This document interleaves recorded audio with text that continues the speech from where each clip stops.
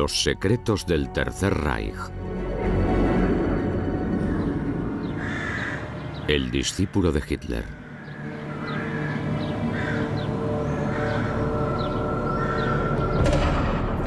Esta antaño grandiosa mansión en la antigua provincia alemana de Baja Silesia fue asaltada por el Ejército Rojo en los últimos días del Reich de Hitler. Ahora se encuentra en Polonia y hasta después de la guerra los soviéticos no descubrieron los extraños archivos nazis de alto secreto guardados en el interior de sus decrépitas paredes. La mansión había sido usada por las SS, el temido servicio secreto de Heinrich Himmler y la organización que dirigía los campos de la muerte de toda Europa. Los archivos de las SS rebosaban de detalles de ejecuciones y torturas. Pero los de aquí no eran un registro de las atrocidades nazis. Eran documentos antiguos con cientos de años, relacionados con los juicios y persecuciones de brujas. El discípulo de Hitler, Heinrich Himmler, había amasado secretamente la colección más extensa de documentos históricos sobre juicios de brujas del mundo. El jefe de las SS investigó y saqueó archivos de Alemania, América, Rusia e incluso la India. Los documentos de la llamada Investigación Especial de Brujas se llevaron a un archivo de Poznań. El servicio secreto polaco intentó descodificarlos. La investigación especial de brujas de la Oficina de Seguridad del Reich se llevó a cabo en secreto, extrañamente. Los investigadores solicitaban los archivos que tenían que estudiar y de los que dependían con excusas científicas inofensivas.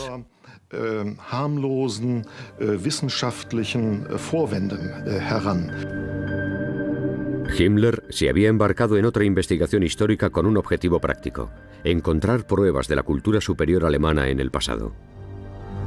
Parte de la visión del mundo de Himmler estaba enraizada en las ideas sobre el pueblo ario, los mitos de la raza aria que se remontaban a siglos atrás. Contrató antropólogos, historiadores y geógrafos para encontrar pruebas de la preeminencia de la raza aria. La investigación de Himmler no era puramente académica. El jefe de las SS también sentía debilidad por el ocultismo. A los siniestros uniformes negros de las SS se habían incorporado símbolos míticos, además de las insignias militares tradicionales. El famoso símbolo de la calavera de las gorras de las SS era un símbolo militar alemán muy antiguo que ya habían llevado los prusianos a principios del siglo XIX.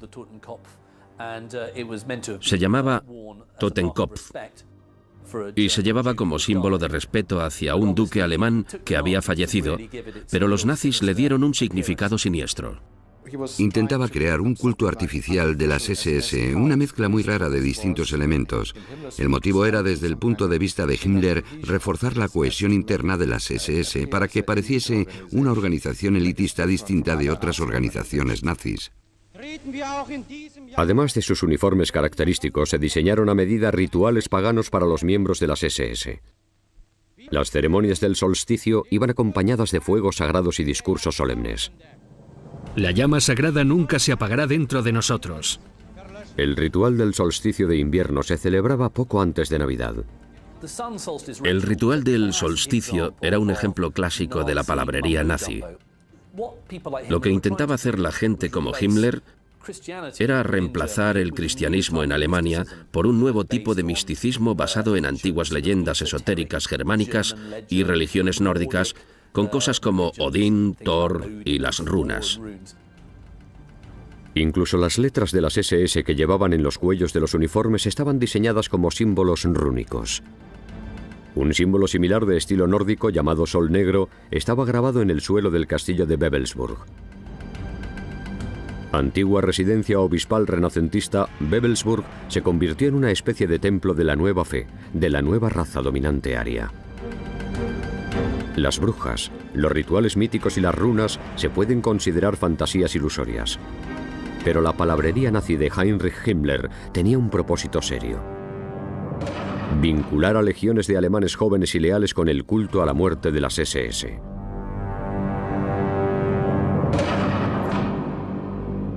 El jefe de las SS se crió en una familia católica de clase media.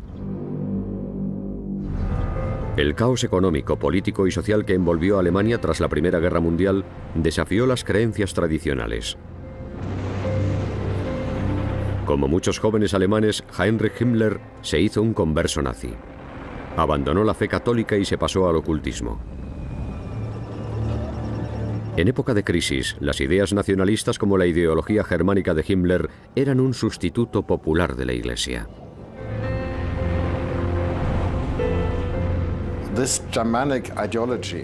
La ideología germánica resultó atractiva para muchos jóvenes alemanes después de la Primera Guerra Mundial, porque hay que tener en cuenta que tras el colapso del Kaiserreich, del Imperio Alemán, se necesitaba establecer una nueva identidad nacional alemana, y mucha gente buscó en las raíces del germanismo y creyó que podía encontrar un pasado místico. Himmler quería pruebas de ese pasado místico. Un accidente geográfico ligado a la leyenda, las rocas de Exern, cerca de Paderborn, quedó bajo protección de las SS. Son un fenómeno geológico impresionante y en Alemania, durante siglos, se las veneró como un lugar de misticismo, a veces cristiano, pero Himmler las consideró otra cosa de la que podía apropiarse como parte de su mística religión nazi que lo devoraba todo. El jefe de las SS encargó a arqueólogos que excavasen para buscar reliquias de la antigua cultura alemana, algo que pudiera sostener su visión de una gran identidad germánica perdida en el pasado. Encontrar dichas reliquias serviría para dos fines. Proporcionarían pruebas materiales para el nuevo culto germánico de Himmler y darían al jefe de las SS una excusa para dirigir su maquinaria del terror a lo que consideraba un enemigo del nacionalsocialismo, las iglesias cristianas.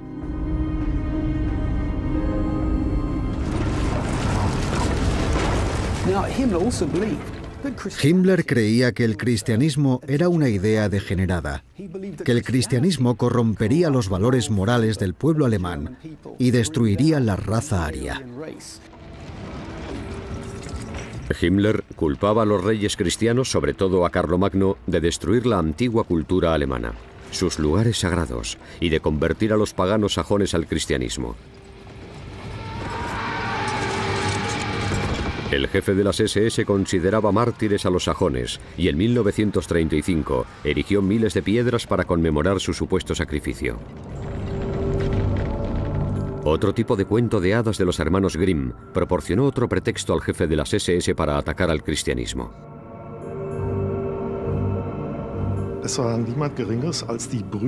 Los hermanos Grimm, fundadores de la investigación de la lengua alemana, postularon la interesante teoría de que entre las antiguas tribus germánicas había mujeres sabias, sacerdotisas, que actuaban como contrapeso frente a los hombres, los guerreros. Según parece, la Iglesia combatió a esas mujeres sabias y las declaró brujas.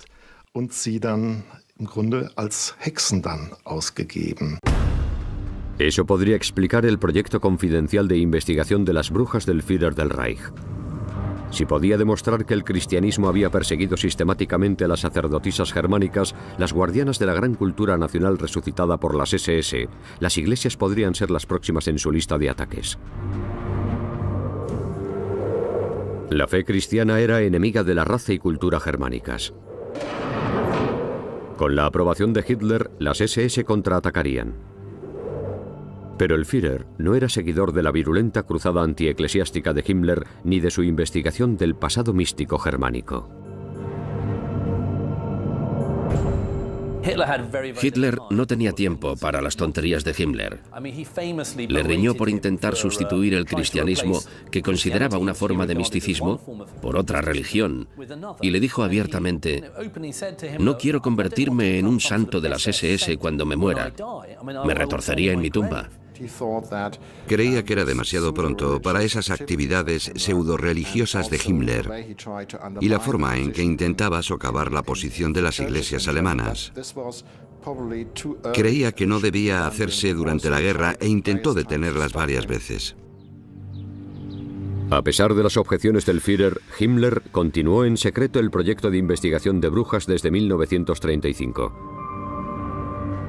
Los agentes de las SS peinaron las bibliotecas y los archivos en busca de pruebas de las cazas de brujas. Usaron falsos nombres e identidades para tapar su rastro. Su jefe quería pruebas de las atrocidades cristianas contra las tribus germanas. Pero las fechas no cuadraban. Los investigadores de la Investigación Especial de Brujas se dieron cuenta de que la mayor parte de las cazas de brujas no tuvieron lugar en la Edad Media, sobre todo no al principio de la Edad Media, cuando todavía había tribus germanas, sino al principio de la Edad Moderna, lo que constituía una clara indicación de que el motivo no era combatir la religión germánica, porque en esa época ya no existía. Aunque los investigadores no encontraron lo que querían, el jefe de las SS siguió adelante a pesar de todo. Aparecieron archivos sobre una tal Margaret Himmler, de Markelsheim, que fue quemada por bruja el 4 de abril de 1629. ¿Sería la acusada de brujería una antepasada de Himmler? Nadie lo pudo demostrar, ni estaba claro que el propio jefe de las SS lo creyera. Lo que está claro es que su secreto proyecto de investigación de brujas se llevó a cabo con máxima diligencia. En 1944 ya se habían catalogado meticulosamente más de 30.000 archivos. Para los que han estudiado al hombre y sus motivos, Himmler fue mucho más que un mero creyente en la ideología mítica germánica. Heinrich Himmler no era un hombre ordinario. Era extremadamente listo. Era diligente, trabajador y un gran organizador de instituciones y personas. Se le daba muy bien gestionar y manipular subordinados. Por supuesto, le empujaba su ambición personal y la ideología germánica basada en la idea de un pueblo germánico. Jugaba un papel importante, pero creo que ante todo era un político. Resultó una combinación altamente peligrosa y eficaz que le catapultó a lo más alto. En 1929, Himmler no era más que un diminuto piñón del engranaje del partido nazi. Las SS o Schutzstaffel no eran más que un pequeño grupo con 1000 afiliados. Servían de guardia personal de Hitler y otros prominentes líderes del partido. Pero a sus 29 años, Himmler ya tenía ambiciosos planes. Sus tropas se convertirían en algo especial, en la guardia de élite del partido nazi. Las hojas de sus puñales llevaban grabado «Honor es lealtad».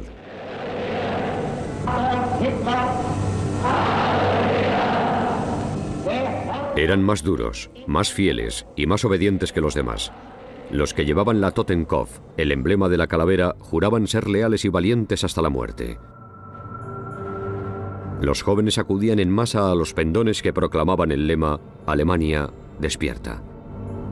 En 1931, las elitistas SS de Himmler ya habían atraído a 10.000 miembros, muchos de las clases superiores y cultas que se consideraban superiores que los camisas marrones o SA.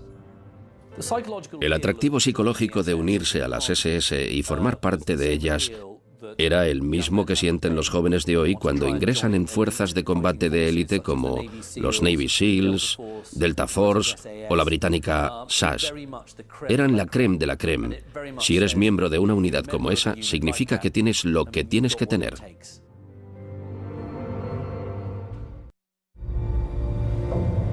Tras el ascenso al poder de Hitler en 1933, Himmler se convirtió en jefe de policía de Múnich y las SS en una especie de fuerza policial auxiliar. Uno de sus primeros actos fue erigir el campo de concentración de Dachau. «El trabajo os hará libres», sugería el lema que había sobre la portalada de hierro. Pero bajo el dominio de las SS no había libertad. Se encerraba indefinidamente sin juicio a quien criticaba el régimen. Katrin Himmler, sobrina nieta de Heinrich Himmler, es la única descendiente dispuesta a hablar públicamente sobre él y su reinado de terror. Creo que tenía tendencia al sadismo, pero también creo que lo que prevalecía en él era su convicción de que tenía que hacer todo eso, de que estaba cumpliendo con su deber y a veces tenía que ser duro y tomar medidas duras. Y a veces no solo lo ponía en práctica con sus oponentes, sino con las propias SS. El reinado de terror de Himmler en Múnich tuvo impacto en todo el país. Los líderes regionales de toda Alemania le eligieron para restablecer el orden político. A medida que más estados cayeron bajo su jurisdicción, Himmler y sus SS fueron capaces de prevalecer sobre su principal rival dentro del partido nazi, los camisas marrones, o SA. Circulaba el rumor de que las SA estaban planeando un golpe de Estado. Desde la década de 1920 había existido una fuerte competencia interna entre ambas organizaciones paramilitares del partido nazi. Entre los camisas marrones y los camisas negras, las SS y Himmler logró poner a las SS en una posición desde la que podía actuar como policía interna de los nazis contra las SA rebeldes. Los camisas marrones de las SA estaban dirigidos por Ernst Röhm. Era el segundo hombre más poderoso del Reich. Incluso las SS de Himmler estaban bajo su mando. Informe al comandante jefe de las SA que 100.000 hombres de las SA, los cascos de acero y las SS están listos para desfilar delante del Führer.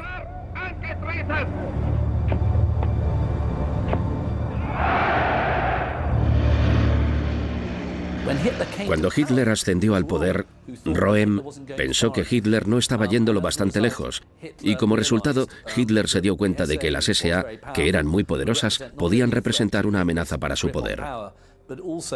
Pero también el ejército se quejaba de la influencia de las SA. Hitler tuvo que elegir entre el ejército y las SA. Y se produjo la famosa Noche de los Cuchillos Largos de 1934, en la que Hitler erradicó a los líderes de las SA. Los exterminó de forma literal.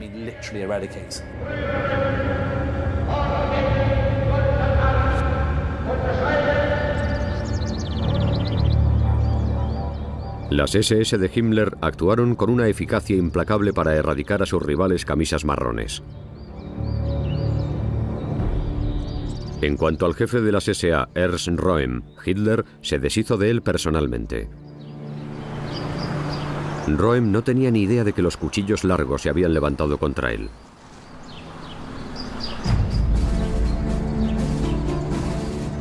Estaba de vacaciones, acostado en un albergue junto a un lago bávaro, cuando su Führer y antiguo camarada irrumpió con un grupo de hombres de las SS.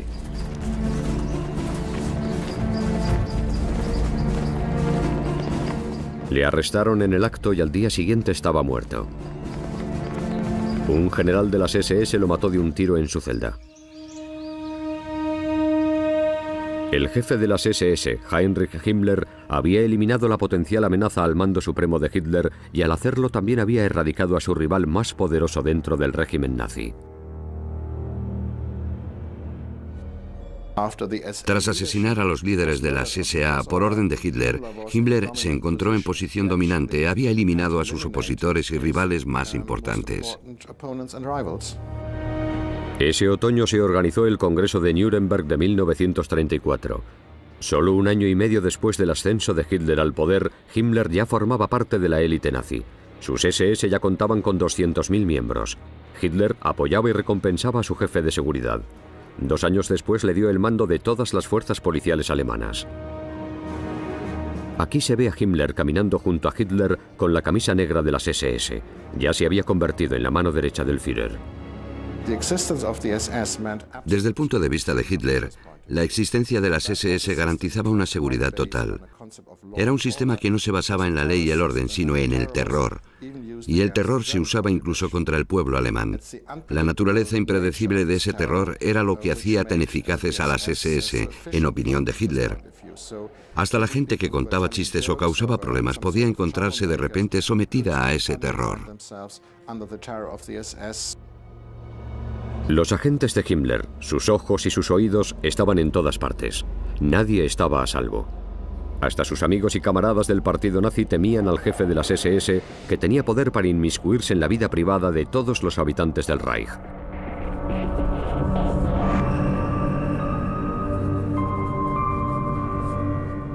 Pero Himmler se aseguraba de que su vida privada estuviera estrictamente protegida. Pocos conocían su relación secreta y las cartas que recibía que acababan con las palabras «No me olvides». Estaban firmadas con una de las adoradas runas germánicas del jefe de las SS, uno de los mismos símbolos grabados en el que llamaba su anillo de la calavera.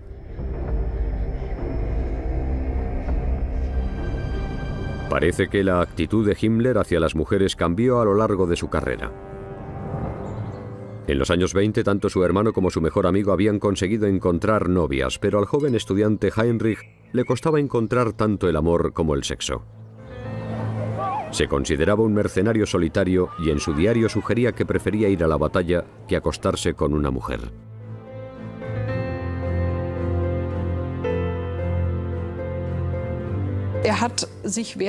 Desde su época de estudiante se impuso un estricto código de conducta y de abstinencia hasta el matrimonio. Todo indica que no mantuvo relaciones sexuales hasta que conoció a su mujer. Todo ello está estrechamente relacionado con su profunda inseguridad en las relaciones con las mujeres. No sabía qué hacer con ellas ni cómo portarse con ellas. Al final superó sus inseguridades sexuales con una enfermera, Margarete Boden. Ella era 7 años mayor. Se casaron en 1928 y tuvieron una hija, Gudrun. El hombre que ordenaría asesinatos en masa a escala industrial era Heini, el padre y esposo ideal. Heini siempre fue el tío simpático al que le gustaban mucho los niños, que se interesaba por ellos y les traía regalos. Era un tío encantador. Y también era así con su hija. Su hija también le quería mucho y siempre tenía muchas ganas de verle. Los diarios de Marga demuestran lo mucho que ansiaba ver a su padre y lo mucho que le echaba de menos. El trabajo no era lo único que mantenía a Himmler lejos de casa. A principios de 1937 contrató como secretaria privada a la hija de un comerciante de 20 y tantos años. Hedwig Potast pronto se ocupó de algo más que de su agenda. Físicamente tenía la ventaja de la edad y además parece que era muy guapa. Era 12 años más joven que Heinrich Himmler, es decir, 19 años más joven que Marga Himmler. Y tenía una personalidad completamente distinta.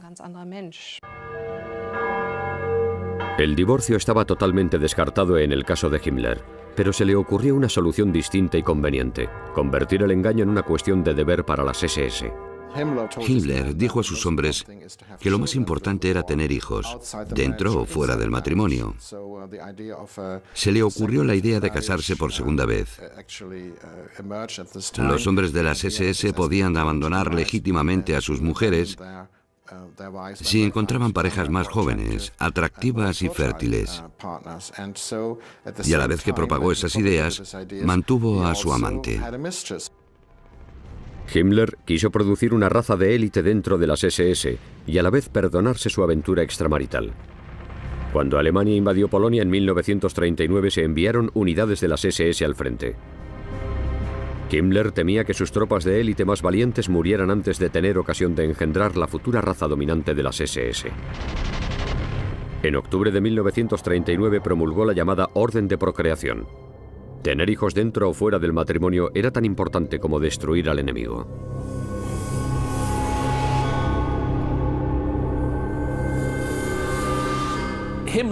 Himmler consideraba a las SS como la cuna de la nueva raza dominante. Era como el malo de una película de James Bond. Quería crear una raza dominante que se apoderase del mundo. Quería que los hombres de las SS, que eran racialmente puros, que habían demostrado su linaje hasta el año 1750, se reprodujeran lo más posible, y creó las casas Leibenborn, donde se enviaba a los hombres a acostarse con las mujeres que vivían allí. Pero los oficiales conservadores alemanes consideraban la política de Himmler un ataque a los valores familiares tradicionales. El jefe de las SS tuvo que retractarse en público, pero la orden de procreación se mantuvo vigente entre sus filas. Las SS nunca abandonaron la idea del segundo matrimonio. Pero tras la crítica de los oficiales conservadores, se propagó solo internamente y nunca volvió a anunciarse en público. Himmler tuvo que mantener ocultas las relaciones extramaritales, incluidas las suyas. De la aventura con su secretaria nació un hijo. Nació en la clínica de Hohenlingen, al norte de Berlín, en febrero de 1942. Antaño reservada al tratamiento de nazis prominentes, ahora sus silenciosos pasillos en ruinas yacen abandonados. Esta es la única foto conocida del hijo ilegítimo del jefe de las SS. En el certificado de nacimiento el nombre del padre se dejó en blanco. 2 años después, Himmler reconoció oficialmente la existencia de su hijo y una segunda hija. Su segunda familia secreta se mantuvo alejada en una remota casa alpina. Fue el precio que la secretaria de Himmler tuvo que pagar por la relación. La familia de Hedwig Potast estaba horrorizada, no porque fuesen hijos de Himmler, sino porque eran producto de una relación extramarital.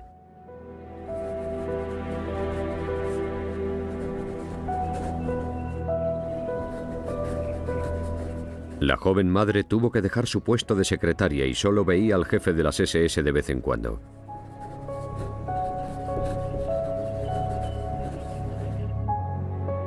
Él estaba ocupado orquestando matanzas masivas, en lo que consideraba la eliminación de los enemigos infrahumanos del Reich alemán.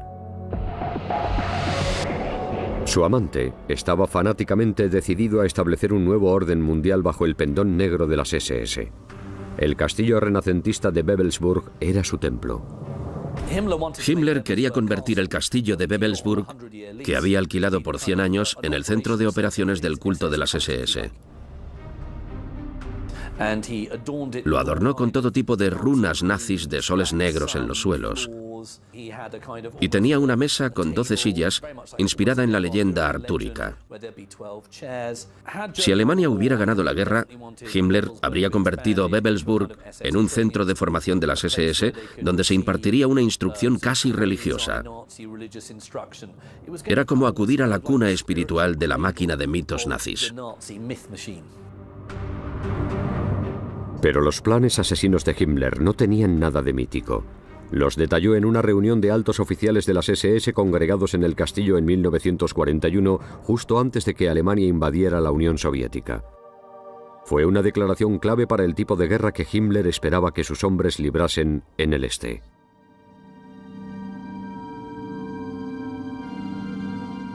Detalló con toda claridad los asesinatos en masa, disfrazados de seguridad y de ejecución de los enemigos del Reich.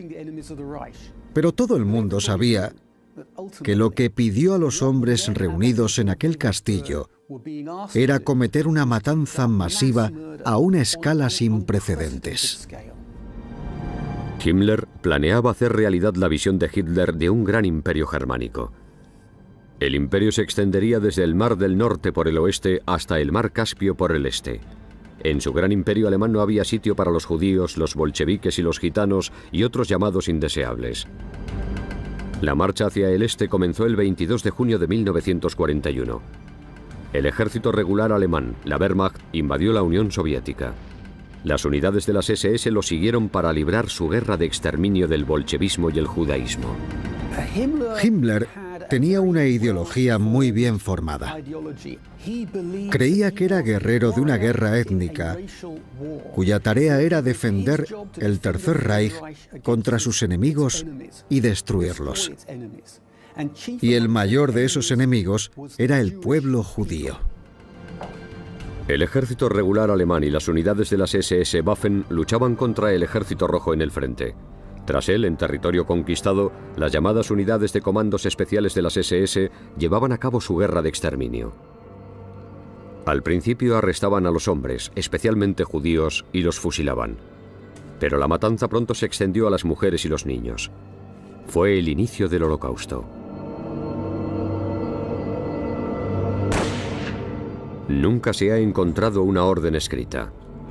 Pero el historiador Peter Longerich cree que ha averiguado cómo dirigió las matanzas el jefe de las SS sin dejar un rastro de papel que vinculase a él o a sus hombres con órdenes escritas.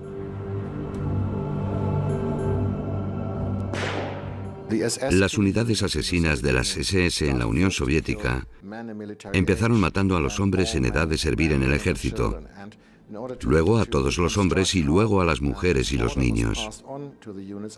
He reconstruido cómo daba Himmler las órdenes a las unidades y creo que usaba un sistema especial. Daba órdenes a sus generales que en realidad eran señales muy vagas y luego confiaba en que se guiaran por su intuición para entender lo que quería que hicieran. Luego viajaba a esos sitios y comprobaba si habían entendido sus órdenes correctamente. Aunque no se han encontrado órdenes escritas, las cifras de víctimas se registraban meticulosamente.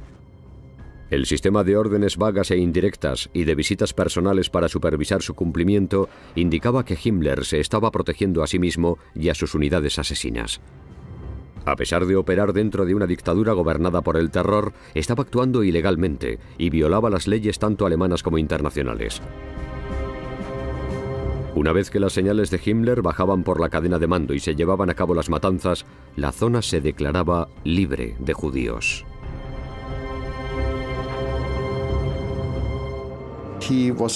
Actuaba en terreno desconocido. Nadie sabía lo que pasaría al matar a cientos de miles de personas en un par de meses a base de ejecuciones. Pero él sabía que estaba actuando ilegalmente. Los historiadores como Peter Longerich creen que Hitler usó un sistema similar de órdenes y señales vagas para desencadenar las matanzas en masa del Holocausto. Nunca se han encontrado órdenes específicas, pero en un discurso de 1943, Himmler daba a entender que tenía derecho a matar a los hombres y a sus hijos.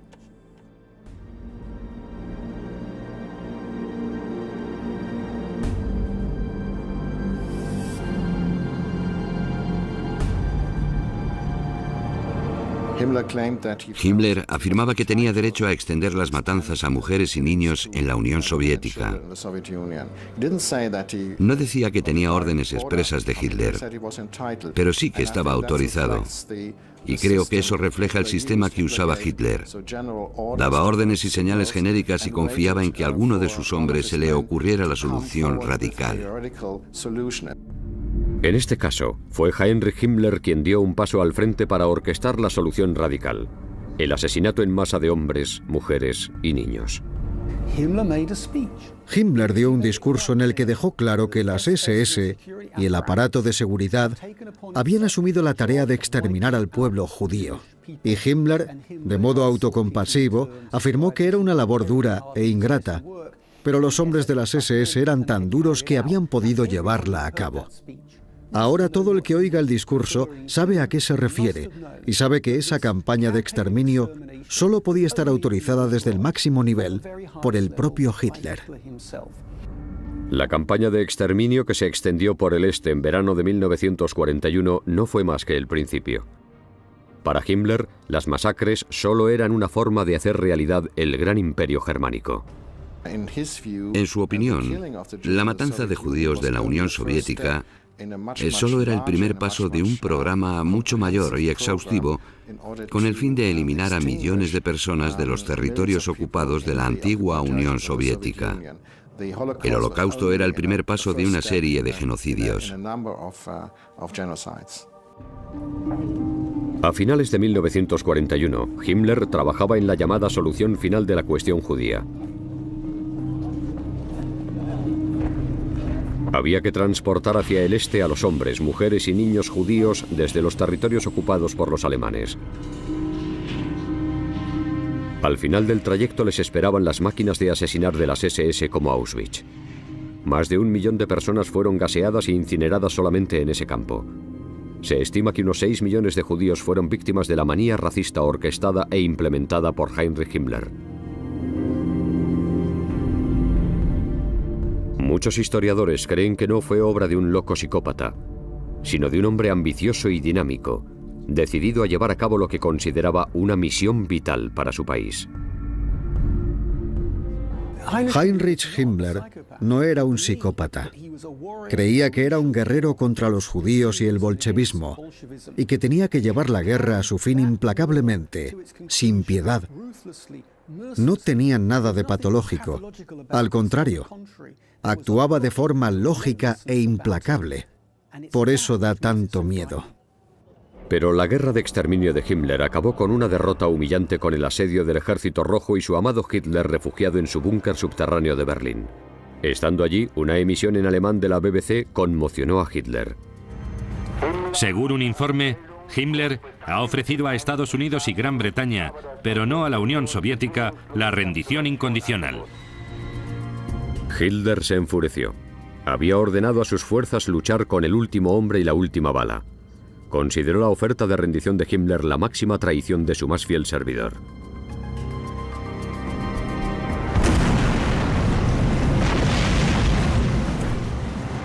El gran imperio germánico había sido estrangulado.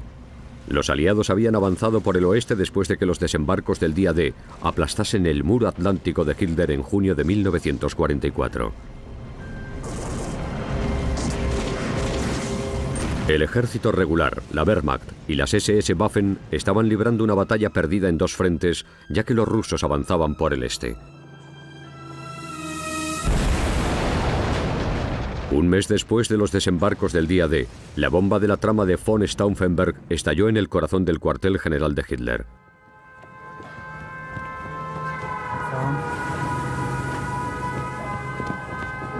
El Führer sobrevivió al atentado, pero Himmler, su jefe de seguridad, había fallado.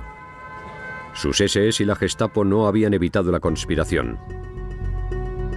O lo mejor, Himmler la conocía e incluso había permitido que se produjera.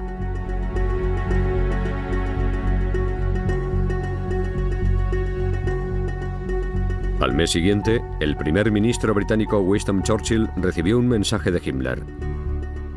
Se desconoce el contenido. Churchill se lo guardó para sí mismo antes de destruirlo. ¿Contenía una oferta secreta?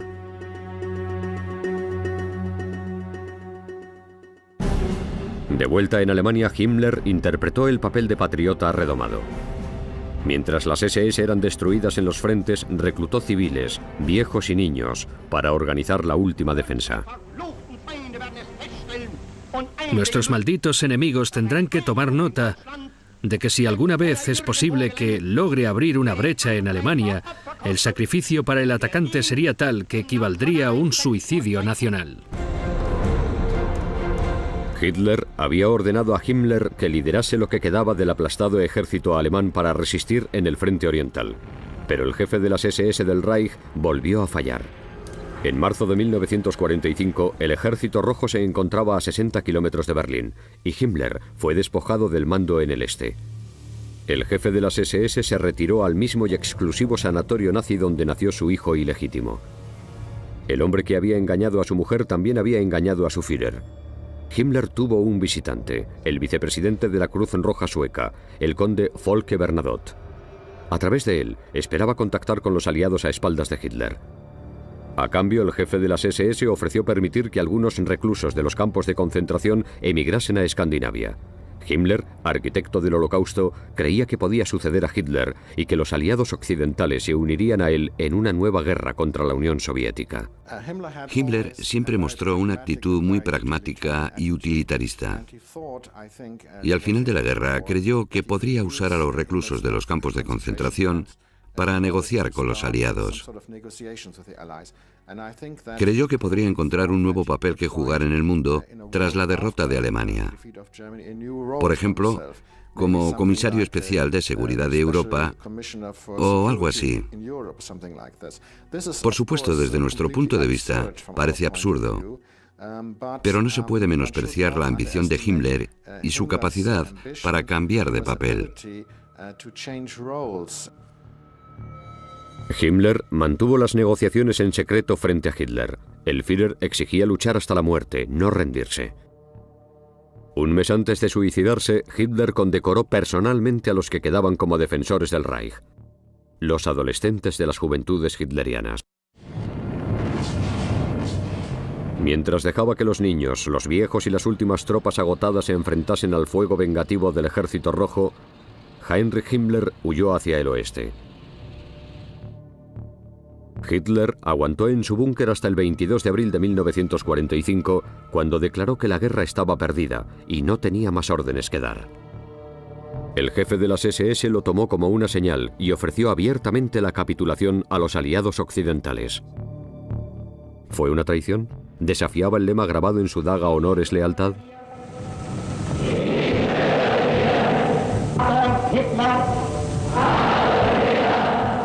Himmler y todos los que llevaban el emblema de la calavera habían jurado fidelidad a Hitler hasta la muerte. En lo que concernía a Hitler, el jefe de las SS había roto ese juramento solemne. Y antes de suicidarse, decretó: antes de morir, aparto al antiguo jefe de las SS del Reich y ministro del Interior, Heinrich Himmler, del partido nazi y todas las funciones del Estado. Himmler intervino cuando creyó que el Führer había renunciado al mando. ¿Fue realmente una traición a Hitler? Creo que en esa situación, Himmler pensó que Hitler ya no podía actuar y que era su deber tomar la iniciativa. Días después de la oferta de rendición de Himmler, el sueño de Adolf Hitler del Reich, que duraría 1000 años, acabó en el búnker que se convirtió en su tumba. Antes que enfrentarse a los rusos, el Führer se suicidó. Hacía tiempo que el jefe de las SS había huido de Berlín. Sus intentos por negociar la rendición con los aliados occidentales fracasaron. Los ganadores no querían saber nada de él. La liberación de campos de concentración como Buchenwald reveló todo el horror de sus crímenes contra la humanidad. Muchos de los que habían cumplido sus crueles y asesinas órdenes fueron arrestados, pero como muchos cargos importantes de lo alto de la cadena de mando del régimen nazi, el jefe de las SS huyó y se escondió. Despojado de su uniforme negro y sus terroríficas tropas, Heinrich Himmler era un hombre perseguido. Después de que una comisaría de policía recibiera un informe sobre su avistamiento en la ciudad portuaria de Lübeck, su rastro se enfrió. Se afeitó su característico bigote.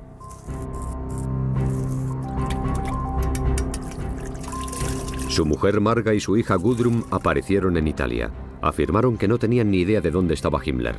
No volverían a verle. Gudrun Himmler nunca se arrepintió y continuó siendo fiel a la causa nazi como su padre.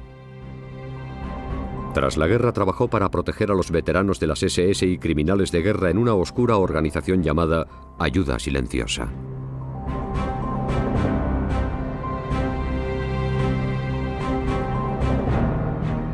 Pero en mayo de 1945 nadie podía ayudar a su padre fugitivo. Se puso un parche en un ojo en un intento desesperado por disfrazarse. Llevaba una cápsula de cianuro como último recurso. Al final, Himmler fue capturado en el norte de Alemania por tropas británicas que no sabían quién era realmente. Tuvo varias opciones. Pudo cometer un espectacular suicidio o mandar un batallón de las SS en un último ataque. Pudo hacer una última declaración retransmitida por todas las emisoras de radio alemanas o algo así. Pero en cambio decidió prolongar su vida unos días más e intentó desaparecer entre la masa de soldados alemanes que volvían a casa. Himmler fue enviado a un campamento de prisioneros de guerra sin que le reconocieran entre los miles de soldados. El hombre responsable de la encarcelación y masacre de millones de personas se encontró detrás del alambre de espino. Sus captores no tardaron en darse cuenta de quién era. Heinrich Himmler fue conducido a una casa de Lüneburg para interrogarle. Durante un examen médico que amenazaba revelar que tenía una cápsula de cianuro escondida en la boca, la mordió y liberó el veneno que le mató. Fue un resultado muy distinto del que había prometido a sus hombres de las SS. Había dicho que asumiría la plena responsabilidad de sus actos. Su actitud de suicidarse en el último momento, tras intentar ocultar sin éxito su paradero, fue especialmente decepcionante para los oficiales de las SS, porque estaba en claro contraste con los principios y virtudes que les había predicado durante 20 años. Igual que el Gran Reich alemán, el antaño temido y todopoderoso jefe de las SS estaba muerto. Fue enterrado en una tumba sin marcar, en un bosque de alguna parte del norte de Alemania.